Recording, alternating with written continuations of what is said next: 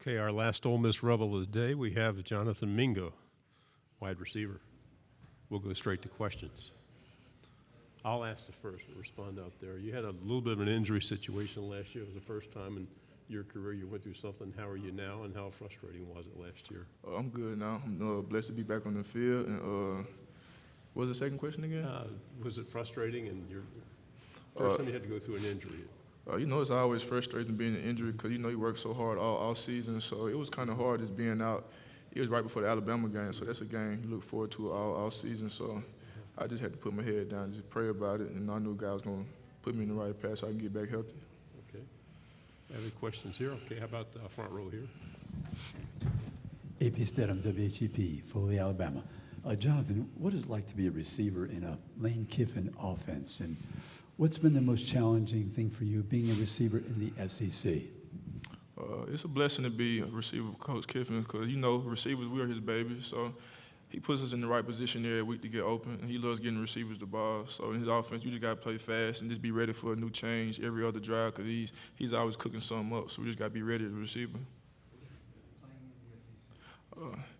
You just got to be detailed because, everybody has talent in the SEC. It's the hardest conference in the country. So you just got to make sure your techniques is right, be able to read the coverage, and make sure you're in the right position at the right time because nothing comes easy in the SEC. Okay, to your left in the second row. Jonathan, Joe Cook, WAPT and Jackson. For you, coming into this season, coming off that injury, you're one of the top returning receivers. I guess how motivated are you to, really lead this receiving group, with all the departures that you guys had at that position? Well, it's definitely something I'm ready to fulfill. I've been behind a lot of great receivers in the years before, in the past, so I'm ready to take over their leadership spot in the receiving room and be the right example and show all the younger guys how it's supposed to be done. If you're a defensive coach planning to play against the Kiffin offense, what do you think is the hardest thing to prepare for? Probably being in shape because we play fast, so we play fast. We try to get them tired, so you just got to be in shape for us. And it's kind of hard to outsmart Kiffin, so you just got to be ready for any tricks he's going to throw up his sleeve. Okay. What's it like just being a kid from Brandon High School and, going to the SEC and playing for Ole Miss, but also, being here at SEC Media Days, your first time here? It's a blessing to be here. It's something I always dreamed of as a kid, especially coming from Brandon, because, the state of Mississippi, we're a slept-on state. So it's always a blessing to be in the role I am. I'm just trying to be inspiration to the kids. And this year, we're trying to be the best team we can possible. So it's just a blessing to be here. Okay, on the front row.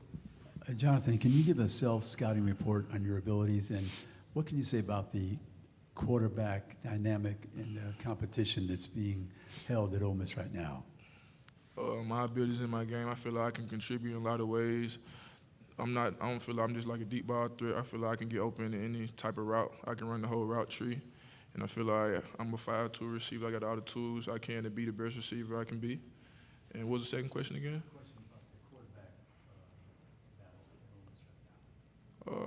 It's a good battle. You got Jackson and Luke, both of them young quarterbacks.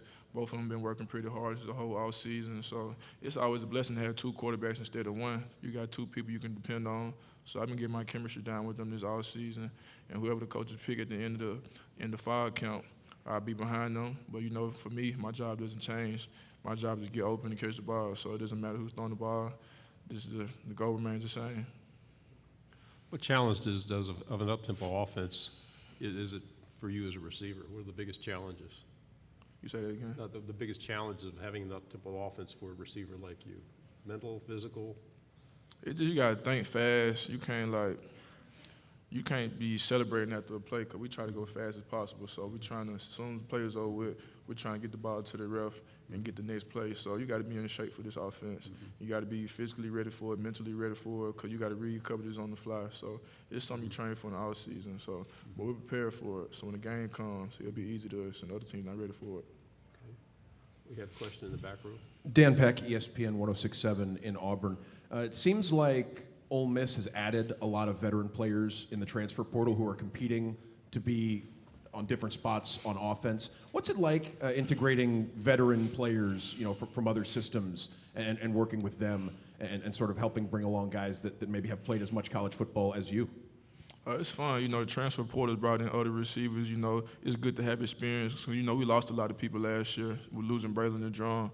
So we got a lot of young guys. So it's good that we have other receivers that came in from different schools that have playing experience.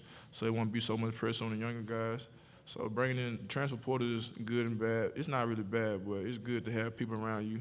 But at the end of the day, the goal is the same. So you can't really just look at it as another guy coming in. You just got to look at it. We're trying to win. So to make sure everybody on the same page. Okay, back on the second row. Joe Cook, WAPT again. You mentioned the quarterback battle. What are the differences that you've seen between Jackson and Luke? Not from a negative standpoint, but just the differences in ability or just things that you're seeing during this quarterback competition. They're pretty much similar. Their games are like they can both mobile. They both accurate throwing. Got a good feel for the defense. It's really kind of hard to pick them apart. It's probably something you just gotta pick apart during the course of fall camp. You have good size for a receiver. Is there anybody in the pros or anybody specifically you model your game after or study? I like to watch all Ole Miss receivers, so AJ, DK, Elijah, anybody that play the Ole Miss. I grew up an AJ Green fan, but I like to model my games after all the Ole Miss receivers. Just try to take little things from their game that can help mine. Okay, begin on the back row. Some of us remember A.J. Green here, so it makes us feel old when you say you grew up as a fan of him. But it's, do you keep in contact with some of the Ole Miss receivers that have moved on to the NFL? Do you ever talk with any of those guys? Yeah, I talk to them whenever I get a chance. You know, it's a busier schedule once you get to the NFL, but whenever they had time, I always try to ask them a little tips that can help my game. Okay. Can you tell us one of the best tips? It's a lot. Just get open, really, and you got to be a receiver to understand the science of it. You just got to read people. Just probably like reading the DB, reading their tendency, reading their feet, reading their hips. Just taking little things from everything you see in the game, reading the defense. Do we have any other questions? You came a long way. That's all we're going to have. Oh, let's get another one back here. One of the more memorable games of the season last year was your trip to Knoxville. Any memories you guys have? Any memories you have of the game at Tennessee last year? Oh yeah, that was an exciting game. It was a crazy atmosphere, but that's definitely one for the books.